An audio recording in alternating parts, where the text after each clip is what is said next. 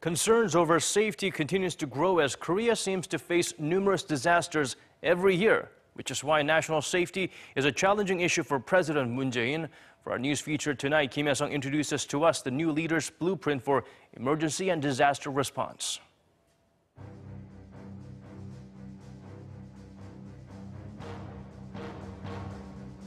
육상에 있는 모든 재난은 우선 소방이 현장 책임을 다 지도록 또 청와대가 국가재난에 대해서 강력하게 컨트롤 타워 역할을 하도록 하겠습니다. Strengthening public safety was one of the hottest debate topics in the recent presidential election, especially with the deadly forest fires that destroyed dozens of homes in eastern Korea in early May and the sinking of the Sewol-ho ferry in 2014 that claimed more than 300 lives. These disasters raised questions about the government's ability to protect its people. When planning our disaster response and safety measures for the campaign, we focused on the system, encouraging responsibility and speed to make the whole response process more transparent. We need to be clear about who is responsible for what and who reports to whom. And the one in charge of the process should be the control tower, the presidential office of Cheong Wa Dae, to keep everything in line. On top of being the control tower that commands, controls, and delegates responsibility when a disaster unfolds, President Moon Jae-in plans to separate the Korea Coast Guard and the Central Fire Service into independent bodies. They had both been moved under the Ministry of Public Safety and Security, which was created by the former Park administration. The Fire Service and Coast Guard, these two are totally different. For one thing, firefighters work on the ground and the Coast Guard on the sea. Separating the two is a move in the right direction, allowing each of them specialize in their functions, making their work process more efficient.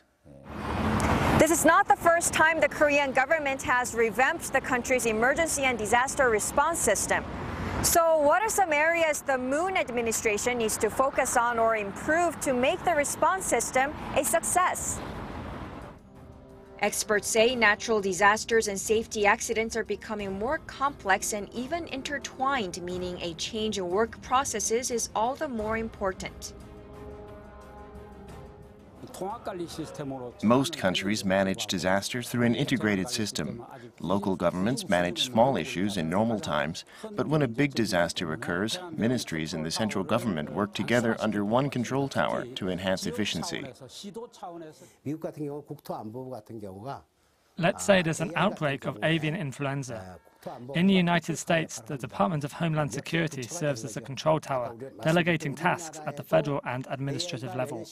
But in Korea, even though AI is expected every November, the Environment Ministry first has to confirm the outbreak.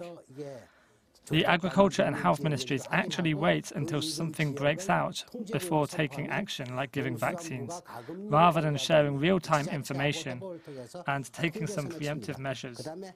They miss a critical chance to minimize the damage.